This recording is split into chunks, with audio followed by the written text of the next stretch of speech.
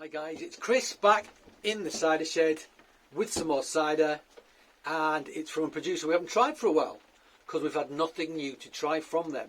But on my pallet that arrived yesterday, there was some more stuff from this producer for us to try.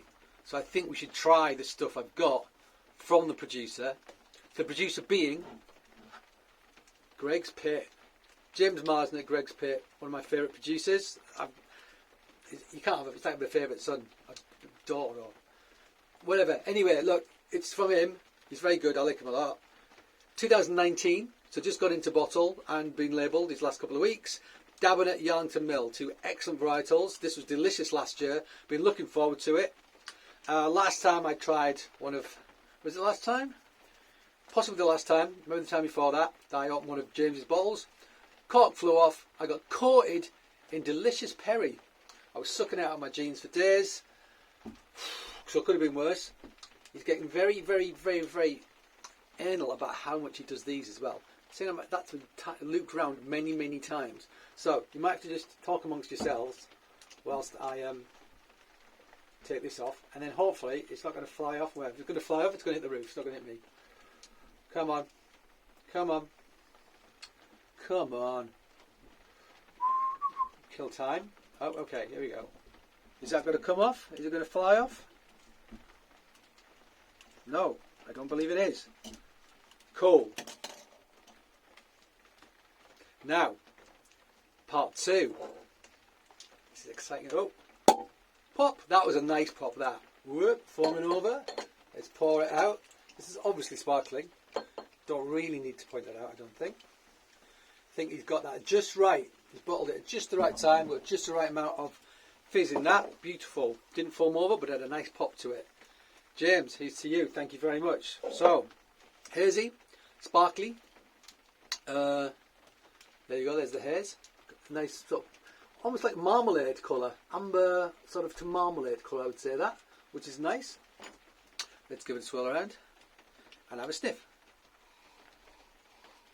Lots of nice, clean, ripe, / baked, sort of buttery apple. That's the first thing I get. Yeah. I mean, most of the ciders I get tend to have more of a baked character to them. I say it a lot, aged apple baked character, just because of the nature of the sort of the ciders that I tend to get and drink. Unless you're looking at something from Ross and Y, we tend to get more of a much more funkiness, much more influence from the wood, all sorts of other things going on. But this is like apple in steel, keeved? Keeved? Does he keeve? I can't remember. Maybe he does keeve. We'll have to find out. I can't remember. It feels like it could be keeved out of this. Certainly pet now. It tracks the gravity, bottles it when it hits a certain point, and then puts it in the bowl, lets it finish off. So it's real guessing. We're not guessing. We have to track it really carefully. Like the perry I had last time, it was pretty explosive. You know, it just fermented that bit much more than probably would have been good. Still delicious, but hey, let's yeah, nice, round, buttery, definite apple there, nice nose. Super cold though, but you know what? I had to have it cold because I didn't want it blowing up all over the place again.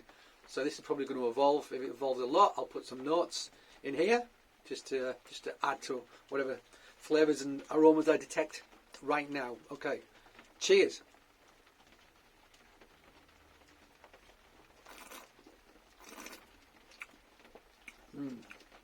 Oh yeah. Oh yeah. Tastes like a keeved cider. I want to say it's keeved. Nice. Wow.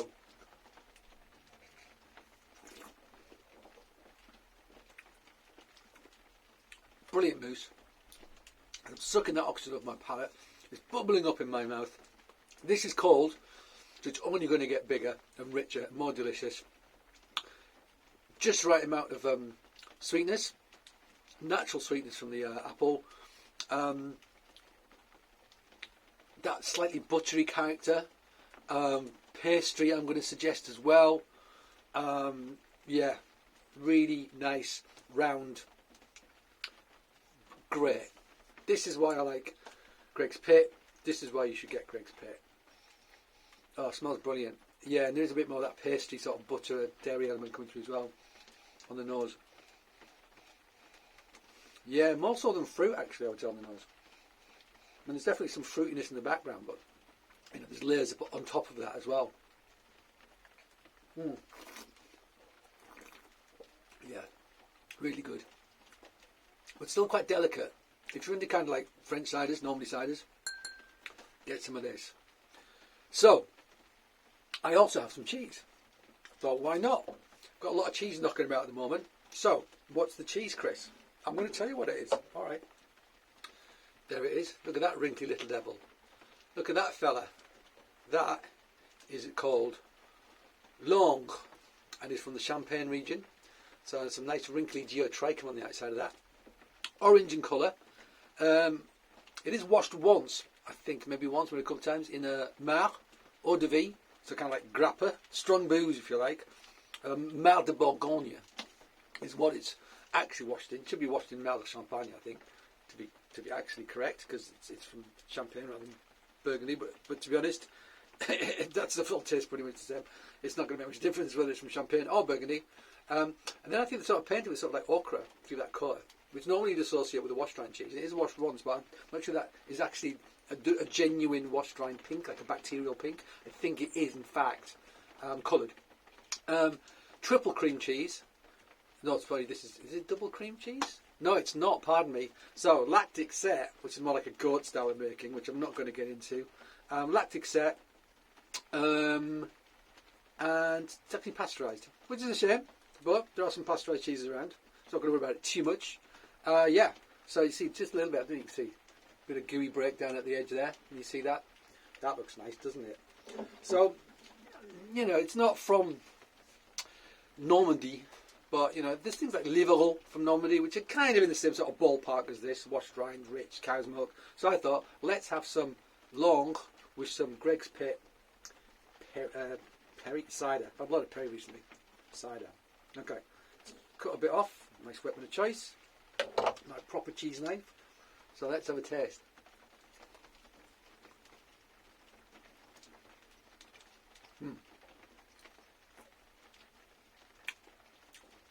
It's quite youthful.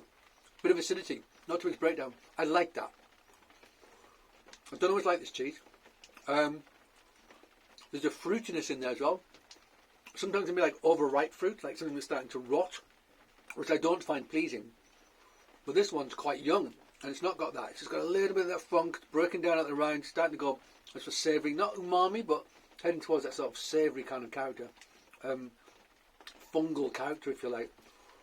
Nice acidity in the middle. Salting's good. Not too much, but it's there. Yeah, acidity. I'm going to try with this. I think it's going to work, actually.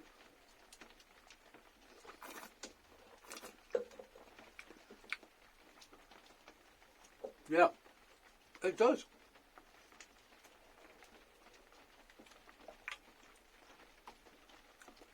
It works really well. It works really well. It's quite fatty, the cheese. It's coating my tongue. Bubbles are scrubbing it clean. That light salt is really pairing well with that gentle sweetness. I mean, they're almost perfectly matched, I would say. This is very low in acid. This has got a bit more acid. It's lactic acid, which is what you get in like aged ciders normally.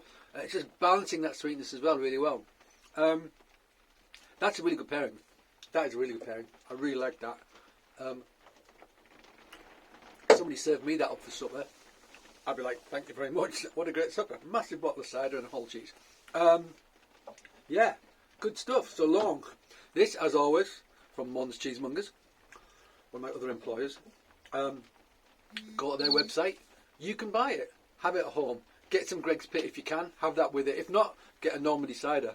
Get a Normandy cider. If you go to Mon's Cheesemongers in Lordship Lane in East Dulwich, I sell them cider. I sell them this cider. I sold them 2 cases of this cider today, and I also got that Long in that shop. So if you go to Mon's Cheesemongers in Lordship Lane, you have no excuses. Go and buy some and try it, okay? Cool. Alright guys, I'm going to cut this one short because I'm actually child sitting. You can't tell because I'm not in the shed watching telly.